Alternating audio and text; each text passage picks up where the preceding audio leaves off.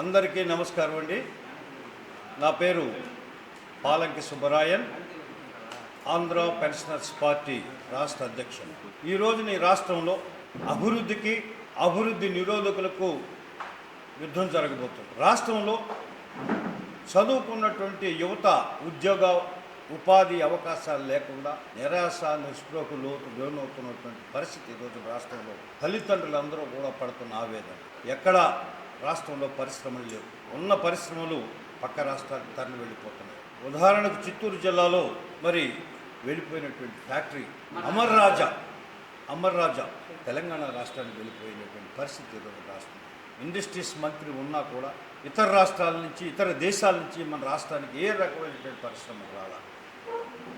ఇటు చూస్తే రాష్ట్రంలో ఉద్యోగులు పెన్షనర్స్ ఎవరు కూడా సంతోషంగా లేరు. ఈరోజు కూడా పెన్షన్స్ రాష్ట్రంలో ఎవరికి చాలామందికి పడలా. ఉదాహరణకు పెన్షనర్స్ పార్టీ అధ్యక్షుడిని చెప్పుకుంటూ నాకే పెన్షన్ ఈ రోజు వరకు రాలా. జగన్ ప్రభుత్వం సిగ్గుపడవలసినటువంటి విషయం. పెన్షన్స్ మీద ఆధారపడి బతుకుతున్నటువంటి పెన్షనర్స్, వృద్ధులైనటువంటి పెన్షనర్స్కు 18వ తేదీ వరకు కూడా పెన్షన్స్ రాకపోవటం అన్నది ఈ రాష్ట్ర ముఖ్యమంత్రిగా జగన్మోహన్ రెడ్డి గారు సిగ్గుపడాలి. ఎక్కడా అభివృద్ధి లేదు. ఉద్యోగులకు రావాల్సినటువంటి బకాయిలు 2.5 లక్షల నుంచి 3 లక్షల వరకు కూడా బకాయిలు ఉన్నాయి. పిఆర్సీ బకాయిలు కావచ్చు, డిఏ బకాయిలు కావచ్చు. 4.5 సంవత్సరాలు అయిపోయినా కూడా బకాయిలు చెల్లించట్లా. ఎందరో మంది వృద్ధులైనటువంటి పెన్షనర్సు వాళ్ళ కష్టార్జితాన్ని వాళ్ళు చూడకుండానే వందలాది మంది పెన్షనర్స్ చనిపోయినటువంటి సంఘటనలు ఈ రాష్ట్రంలో ఉన్నాయి. ఈ ఖచ్చితంగా ప్రభుత్వం యొక్క హత్యలేనని ఆంధ్ర పెన్షనర్స్ పార్టీ పక్షాన్ని నేను ఈ ప్రభుత్వానికి మనం చేసుకుంటున్నాను. వృద్ధుల పట్ల నిర్లక్ష్యం. ఇంటికి 1వ తారీఖుకి వెళ్ళి నేను పెన్షన్లు ఇస్తున్నానని చెప్పుకుంటున్నటువంటి జగన్మోహన్ రెడ్డి వృద్ధులైన ప్రభుత్వ పెన్షనర్స్ పట్ల బాధ్యత లేదా అని ఈ యొక్క జగన్మోహన్ రెడ్డి నేను ప్రశ్నిస్తున్నాను. చంద్రబాబు నాయుడు గారు రాష్ట్రం విడిపోయిన తర్వాత కూడా 43% ఫిట్మెంట్ మాకు ఇచ్చి ఉద్యోగుల్ని, పెన్షనర్స్ని, ఉపాధ్యాయుల్ని అందరినీ కూడా సంతోషపెట్టాడు. 10 నెలల బకాయిలు కూడా ఆయన చెల్లించడం జరిగింది. ఉద్యోగులందరికీ సంవత్సరానికి ఒకసారి ఇంక్రిమెంట్ ఉంటుంది, పెన్షనర్స్కి ఇంక్రిమెంట్లు ఉండవు.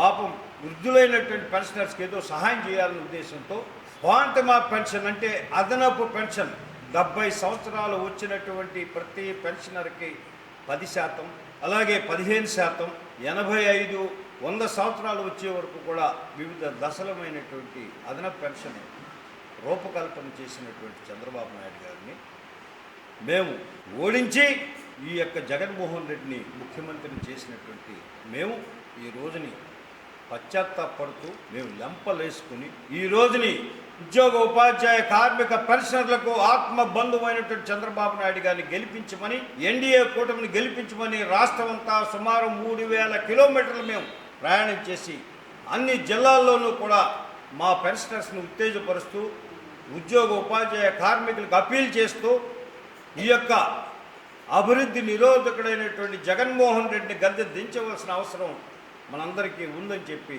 వారిని ఉత్తేజపరుస్తూ తెలుగుదేశాన్ని గెలిపించమని మేము ప్రతి జిల్లాల్లోనూ కూడా మేము సభలు, సమావేశాలు నిర్వహించి మా ఉద్యోగులను చైతన్యపరుస్తున్నాం. ఉద్యోగ, ఉపాధ్యాయ, కార్మిక, పెన్షనర్లారా, ఈ రోజుని సమాజం పట్ల మనకు బాధ్యత ఉంది. పోలవరం ప్రాజెక్టు ఆగిపోయింది. 76% నిర్మాణం పూర్తి చేసినటువంటి చంద్రబాబు నాయుడు గారు ఈ యొక్క జగన్మోహన్ రెడ్డికి అప్పచెప్తే నిర్మాణం ఆపివేసి ఎక్కడున్న గొంగలు అక్కడే ఉన్నట్టు పోలవరం నిర్మాణం ఆగిపోయింది. ఇది జాతికి ఎంతో నష్టం. ఇరిగేషన్ మంత్రి కనీసం రివ్యూ చేయడు పోలవరం ప్రాజెక్టు మీద. పోలవరం ప్రాజెక్టు దశ ఎలాగుంది, ఎంతవరకు మీ యొక్క హయాంలో జరిగింది అనేటువంటిది కనీసం పత్రికా విలేకరుల సమావేశం కూడా ఆయన నిర్వహించారు. అమరావతి రాజధాని 72% అమరావతి రాజధాని నిర్మాణం చేసినటువంటి అపరమయుడు చంద్రబాబు నాయుడు గారు. జగన్మోహన్ రెడ్డి వచ్చిన వెంటనే ఈ యొక్క రాజధాని నిర్మాణం చేసినటువంటి చంద్రబాబుకి ఎక్కడ మంచి పేరు వస్తుందో అని చెప్పి 3 రాజధానులు అనేటువంటి పేరుతో దాన్ని శిథిలా నగరంగా మార్చివేశాడు Jaganmohan Reddy. Jaganmohan Reddy is for destruction, Chandrababu Naidu for construction. హైదరాబాద్లో హైటెక్ సిటీ నిర్మాణం చేసి వేలాది మంది యువతకు మరి ఆయన సాఫ్ట్వేర్ ఉద్యోగాలు కల్పించినటువంటి గొప్ప విజన్ ఉన్నటువంటి నాయకుడు చంద్రబాబు నాయుడు గారు. ఈరోజు నేను అడుగుతున్నా జగన్మోహన్ రెడ్డి గారు, మీ హయాంలో ఇచ్చినటువంటి ఉద్యోగాలు ఏంటి అని నేను అడుగుతున్నాను. 2 లక్షల ఉద్యోగాలు ఇచ్చానని చెప్తున్నాడు ఈయన. 2 లక్షల ఉద్యోగాలు ఏమిటండి? తల్లిదండ్రులు పిల్లల్ని కష్టపడి ఎంటెక్లు బీటెక్లు చదివించినటువంటి పిల్లలకి 5,000 రూపాయల జీతంతో వాలంటీర్ ఉద్యోగాలు ఇచ్చారు. ఏనా మీరు ఇచ్చినటువంటి ఉద్యోగ కల్పన? 5,000 రూపాయలతో వెట్టి చాకరీలు చేయించుకుంటూ మీ వైఎస్ఆర్ నాయకుల యొక్క బెదిరింపులకు మరి గురి చేసి వెట్టి చాకరీ చేయించుకుంటున్నారు ఈరోజు. కాబట్టి ఎక్కడ చూసినా గంజాయి, రాష్ట్రంలో ఎక్కడ చూసినా గంజాయి, ఎక్కడ చూసినా శాంతి భద్రతలు నశించాయి. ఎక్కడ కూడా సామాన్య మానవుడికి న్యాయం, పోలీస్ స్టేషన్లో న్యాయం జరగట్లా. గాయాలతో స్టేషన్కి వెళ్తే గాయపడిన వాడి మీద తిరిగి కేసులు పెడుతున్నటువంటి పరిస్థితి ఉంది రాష్ట్రంలో. కాబట్టి నేను కడప ప్రజలకు మనవి చేస్తున్నా, ఈ రోజున రాష్ట్రం అంతా కడప జిల్లా వైపు చూస్తున్నారు. కడప ప్రజలారా, సరైన నిర్ణయం తీసుకోండి. తెలుగుదేశం కూటమి అభ్యర్థుల్ని దయచేసి పార్లమెంటు మరి శాసనసభ సభ్యుల్ని చంద్రబాబు నాయుడు గారు మద్దతుతో నిలబడినటువంటి ప్రతి ఒక్క అభ్యర్థిని గెలిపించవలసిందిగా కడప ప్రజానీకానికి మనం చేస్తున్నాం. ఈ రోజుని కడప జిల్లా దిక్సూచి, రాష్ట్ర ప్రగతికి మీరే దిక్సూచి. సోదరులారా, ఆలోచించేయండి.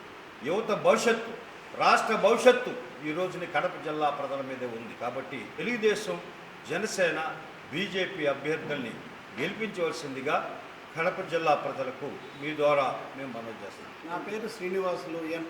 నేను ఆర్ట్స్ కాలేజీ సూపరింటెండెంట్గా పనిచేసినాను. నన్ను జిల్లా అధ్యక్షుడిగా ఎన్నుకున్నారు.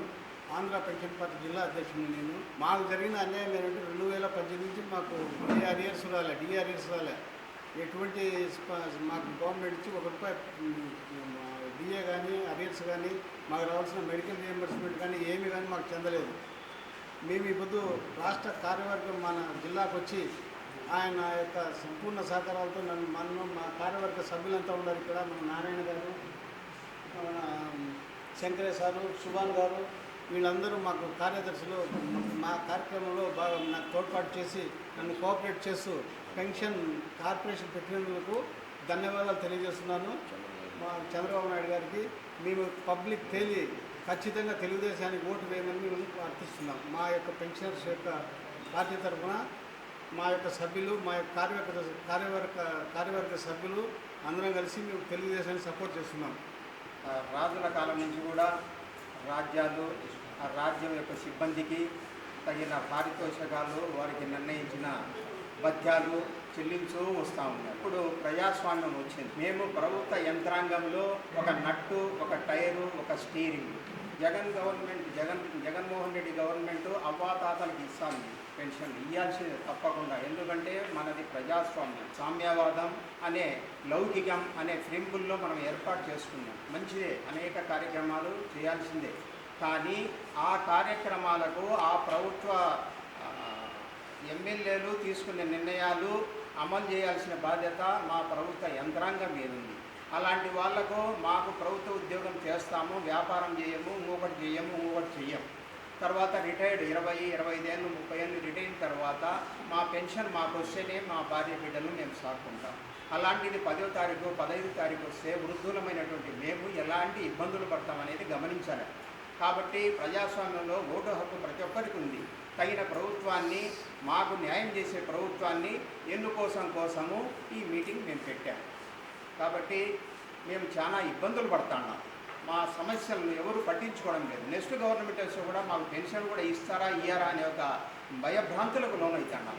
కాబట్టి దాని గురించి కూడా మేము ప్రభుత్వం మారాలని కోరుకుంటున్నాం.